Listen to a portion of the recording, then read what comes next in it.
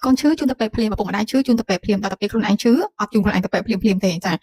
ដោយសារតែមានកត្តាផ្សេងៗណាអ្នកខ្លះគាត់គិតថាតិចតួចខ្ជិលទៅពេកអីចឹងទៅអ្នកខ្លះទៀតគាត់អាចនឹងមានបញ្ហាថវិកាអញ្ចឹងគឺគាត់ចេះតែទុកខ្លួនឯងចោលសិនទៅដោយសារតែគិតថាមិនអីទេគាត់នៅវ័យពេញកម្លាំងឡើយអីចឹងណាអញ្ចឹងកន្លែងនេះចង់បញ្ជាក់ថាអត់ខុសទេដែលកូនឈឺយើងត្រូវជូនទៅពេទ្យអានេះជារឿងសំខាន់ឪពុកម្ដាយក៏ដូចគ្នាក៏ប៉ុន្តែអ្វីដែលខុសហ្នឹងគឺការដែលមើលរំលងពីអត្ថប្រយោជន៍របស់សុខភាពរបស់ខ្លួនឯងព្រោះសម្រាប់ការជូនកូនជូនឪពុកម្ដាយទៅពេទ្យគឺបង្ហាញពីក្តីស្រឡាញ់មិនចឹងទេចំពោះកូនចំពោះឪពុកម្ដាយរបស់យើងហើយចុះមិនក៏យើងអត់បង្ហាញក្តីស្រឡាញ់ចំពោះសុខភាពរបស់ខ្លួនឯងឬក៏យើងអត់បានស្រឡាញ់ខ្លួនឯងទេវីដេអូនេះគឺជូនជាពិសេសសម្រាប់បងប្អូនដែលតែងតែទុកខ្លួនឯងចោលនិយាយទៅគឺមិនសូវជាឲ្យតម្លៃ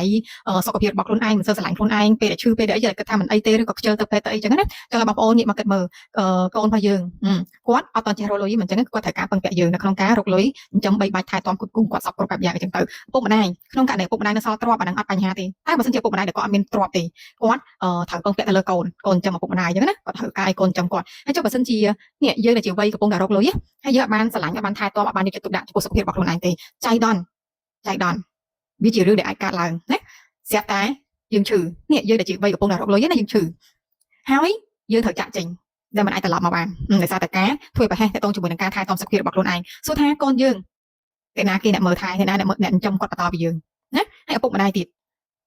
ដូចយើងបញ្ជាក់មុននឹងចឹងមកថាឪពុកម្ដាយគាត់អត់សល់ទ្រព្យអត់អីទេពេលដែលអត់ពីយើងទៅគឺគាត់អាចលក់ទ្រព្យនឹងបានអីចឹងណាតែបើសិនជាក្នុងករណីគាត់មានទ្រព្យទេអញ្ចឹងគឺគាត់ត្រូវការឲ្យកូននឹងចិញ្ចឹមហើយស្រាប់តែអ្នកដែលជាវ័យកំពុងតែរកលុយដែលជាកូនណា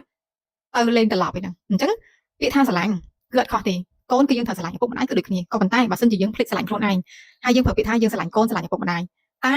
យើងបានស្រឡាញ់ខ្លួនឯងទេហើយថ្ងៃដែលយើងចាក់ចេញមិនអាចត្រឡប់មកបានដោយសារតែការធ្វើប្រហែសការមិនបានយកចិត្តទុកដាក់ចំពោះខ្លួនឯងណាតើអ្នកណាគេអ្នកមើលថែទាំកូនយើងនិងឪពុកម្ដាយរបស់យើងបន្តពីយើង